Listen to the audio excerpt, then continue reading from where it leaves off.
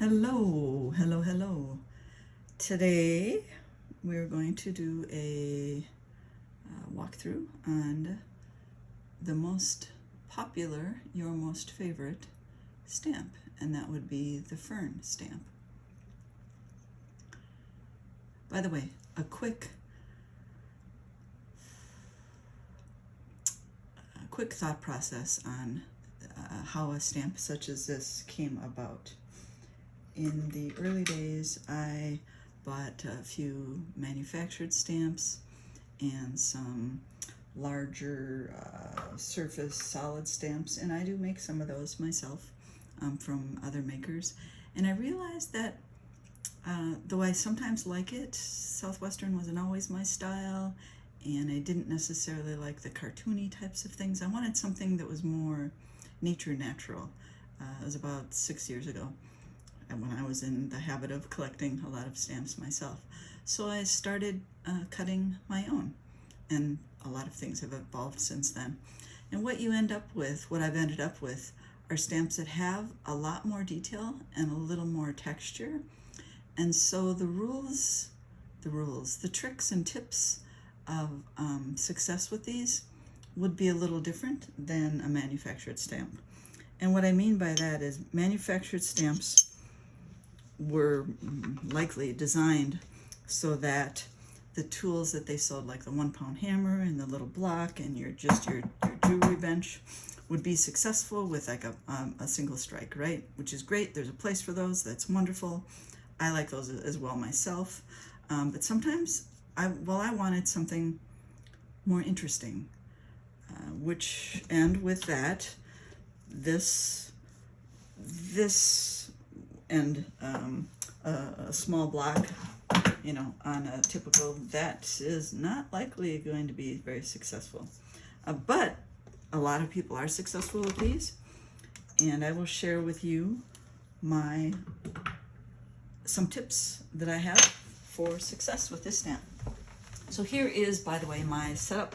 I use, by the way, the Joyce Chen shears to kind of to cut off the designs. I do more testing than I do actual designing myself these days of jewelry. And also I may use a polishing cloth. I also use the blue bristle brushes from 3M for polishing. And with that, what I use for patina to show the detail, which maybe it depends on what you like, but for something what is very fine like this, using an ink-based Sharpie, oil-based Sharpie, would highlight more of that detail. And sometimes you don't want it. I also have kind of my go-to. Actually, I use this for the longest time, a 2.5 pound. 2 pound is good. And I ended up getting a Dead Blow Trusty Cook hammer. And I also sometimes, depending on my frame of mind or how strong I feel, I've got a 4 pound brass, which some days that's what a gal needs. But this is my go-to. This is what I start with, and then I move from there, except for very small ones. I wouldn't want to use this on very small ones. So, but this, and holding it like a hammer, not choking up on it. I also use a Delrin, and we'll get into that. Well, that would be for flattening it out, backhammering, and removing some of the sharper stamps. I also will use this. I have success with just dead soft. Sometimes I will anneal it. By the way, this just happens to be 26 gauge. Do I have any thicker stuff? Yeah, 26 gauge. We'll talk through that. And sometimes when you do anneal, it can get a little crunchy, or there can be debris, right? And sometimes it helps if things may get, these are fine enough stamps that things may get caught in it. I actually do this right after I make it, and then carefully, actually not on another hardened surface, tamp out any debris that may be in there. Brass brush works great for that. The surface that I use is pretty much non-bouncing. you need to have, it needs to be solid, stump solid. This happens to be a Cliff Carroll anvil stump purchased, but a regular stump is fine. And I've got 2 seriously large blocks. An anvil would be fine, or any other type of solid non-bouncing surface. You can provide your tips that you may have for success in that. The things that are key are soft metal, non-bouncing surface, heavy enough hammer. And with this, I have greater success with using, it's called printing plate foam. I used to use a lot of just folded paper. That also works. I don't like the craft foam. It felt too mushy. The printing plate foam is called Presto printing plate foam. You know, it's similar. I learned about this with rolling mill impression plates, right? Texture plates. So you'd put some of this, if this were an impression plate, you'd put this between the metal and your impression plate, and that would help push up the detail, and then whatever other sandwich you have on the outside, that would help push up the detail into, push the detail into the, anyways, it helps move the metal. And the same logic applies for stamping, honestly. All right, and let's talk about a stamp itself. If I were using a, let me find one here, a round type stamp. This actually is a sharper one, but it may, there's not a natural registration, a place where you can, get it set. But with a stamp such as this, there are a couple of natural places where you can get it set. You've got a couple of stronger pointy areas, right? And so, because this is not a, maybe with some people you can, great, but for me, this is not a once, hit it once and be done with it stamp. I'm going to do a tilt and tap with a stamp such as this. And then another advantage of using an underlayment, by the way, is that it helps during the stamping process. It moves down in, and so it makes the stamp, it sets it a little bit, right? Or it makes it easier to reset it if you needed to do that. So we're going to take the successful route here at first. So I'm going to find an open place on the block. And in my case, I like my block to be smooth. I've got a few divots here because I think that whatever is on the block can also affect the impression. So I am going to place it here. And what I'm going to do, by the way, is I'm going to exaggerate right now, but do as it's pretty well known now, the tilt and tap, right? But I'm going to do it slightly. And also, I'm going to move around on the stamp a little bit, but initially I just want to get it set. So I'm going to give it a really good whack, try to be as parallel as I can, and hold it. I'm holding it down steady and whack, give it a good whack, again on the other side. And at this point, my stamps are sharp enough, they've got enough bite that it should be kind of actually stuck on there a little bit. If it's not, you're probably not hitting it hard enough. And I know, and you can actually see this right now, that when I hit, I know that I have a preference. I know I hit more this way. Ideally, a position is that you're sitting in such that when you strike it, when you strike it, you can strike it so that everything is all level and everything. But I want to be a little bit closer just so I can see what's going on, especially at my age. So I tend to be lower probably. And so what I do is I will turn it for the next time I strike it. But before I do that, I turn the whole thing. Let's take a look at the back. The back actually can give me an idea of how I'm doing. And you can see, let's see here. There's a cat here on my phone screen. There. You can see how I've hit one area a little more strongly than the other, right? And so I was hitting it this way. I know my preference is to strike it that way. I'm going to turn the whole bit around and hit it again, considering that I need to hit more on that side. I'm going to take a look at the bottom, and that's pretty good. I'm going to do it one more time. sometimes with some stamps and periodically, you may want to go on the block to kind of flatten the areas that are, and this is totally preference, flatten the areas that are more flat. It does change it a little bit. Actually, I'm going to strike it just on. And as you do a stamp, as you test a stamp, take notes, find out what works, what doesn't work. And now this is stuck on here a little bit, right? Which is great. And let's take a look at the bottom again while we're at it. Yeah, that whole thing's pretty much touched up there, isn't it? So now I'm not going to waste this. This is another reason I use this paper. It's stuck on here. I could pull it off. Nah. I could, let's see what other people. I could use pliers to bend it off. Nah, I don't want to mar it. Just do this. Grab your little Delrin or rawhide and just tap around the edge a little bit. Actually, probably hammered on this stronger than I normally would. Or not. All right. And now, okay, before I even do anything, so there's the back end of it, right? And then there's the front end of it. And she's in there. And we don't, well, maybe there'd be a time when we want to do this, but we don't necessarily, no, I've got some ideas. We don't necessarily want to have it, leave it bowed like that.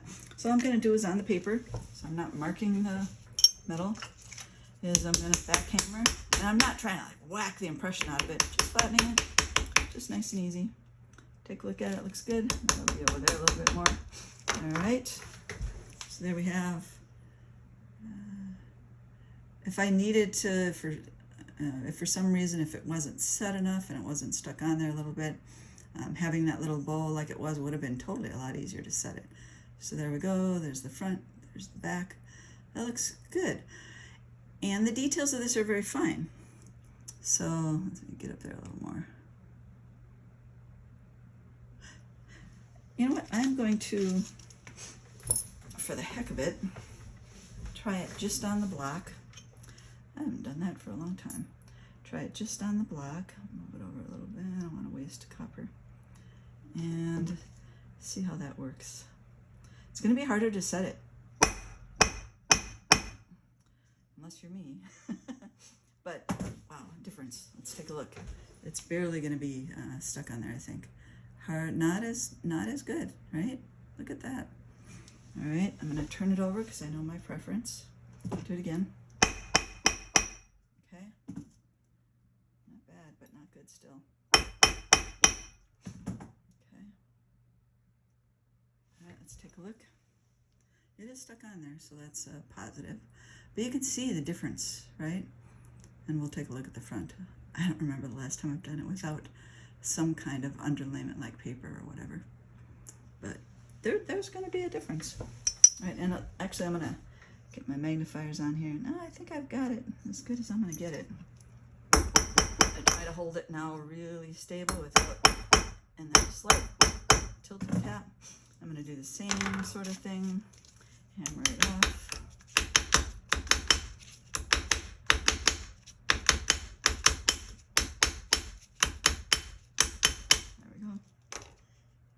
Yeah, that's not bad, but it's not the same. We don't have the same. That was a lot more work. That was a lot more work too, honestly. Let's take a look at the differences here. I'm actually surprised that there was a reasonable amount of detail, not on that one side, and it was harder to tell too. See the difference there? It's pretty stark. All right, I am going to. Do I have room? I have a pad on my chair because I'm getting old. Do I have room to do one more with paper? Yeah, why not? Let's give that a shot. This is a long one. Normally I try to make these a little quicker. Well, let's try paper underlayment. It's fourfold. I don't know, 20-pound paper. Choose your color. Uh-oh, did I move? Cripes. No, I didn't. I wasn't focused. I might have moved. It's kind of an in-between. I have to hit this side. Sometimes, by the way, if I know I need to get a little more on this side, instead I can hit on this side, but also what I'll do is I'll hit across so that I put that edge down and not too extreme ever, right? That edge down and then hit see, I exaggerated, so there we go. Hit on the other side. So anyways, you can see that is kind of an in-between. So papers, another step up, go around, and not quite, that was easier to get off, not quite as bowed. Pretty good detail though, it's pretty good. Underlayment really helps. I actually have to take a look at it now, not in the camera.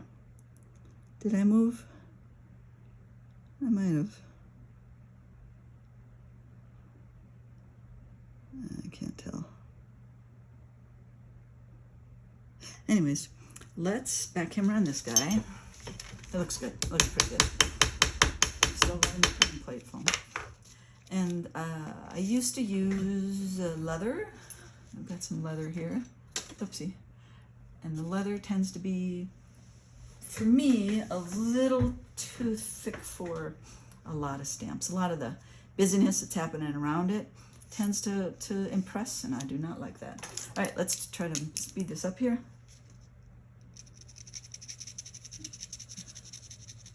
Little Sharpie. Yeah, the paper's not. Little Sharpie. Little Sharpie. I might try with a 1 pound hammer just for funsies. Maybe while that dries, let's see if I've got a piece of scrap or something here. Yeah, sort of. All right, let's try a 1 pound hammer still on this. I'm not gonna have any success at all. Or just with, you know, one hit, yeah, no success. All right, let's try this. Actually, that's surprising. I'm surprised it stuck. I'm really smacking the heck out of it.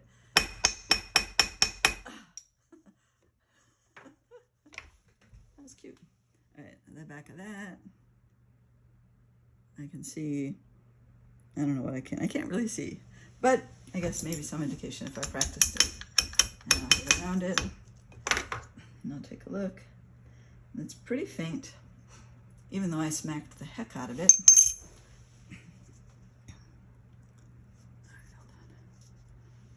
Pretty faint, right? Yeah, that's not good. 1 pound hammer. No, not happening today. So I'm not even gonna patina that because there's not enough there. Yeah, okay. Set that aside. Goes into the scrap pile, which is right now just my table surface. Okay. So what I'll do in this case, usually actually while it's still a little bit wet, I might just upside down on a piece of paper if I were feeling really frugal. I'm going to use the blue, these blue, reach my leg over and get that off there. I like that a block works as a natural heat sink. And I usually do this up on mine. Go sideways this way. Sorry, apologize for my hands. Project success is more important. And then go the other angle. I just want a little on there. Sometimes you might want more. Get my hand out of the way again. Alright, and then go straight up and down. I do 4 directions generally. I'm also now working to make the metal pretty. Actually, I probably should have do it in that direction. I should end it that way. But we're not. So there we go.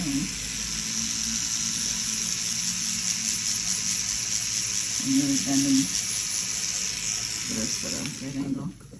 Let's see if that's clean enough before I show you. It's not bad. That side on the right there is not, but okay. None of these look horrible, actually. But the one with the printing plate foam was a lot easier. This took quite a bit of effort, and this one took a little less effort. These I was less certain on.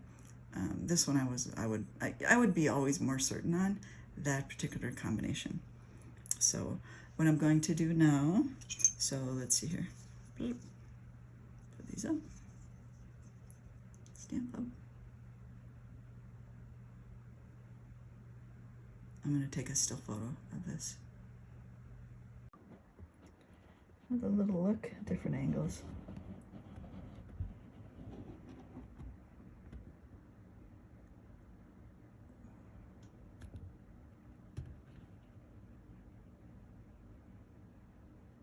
Like the patina shows off sometimes at more angles than others.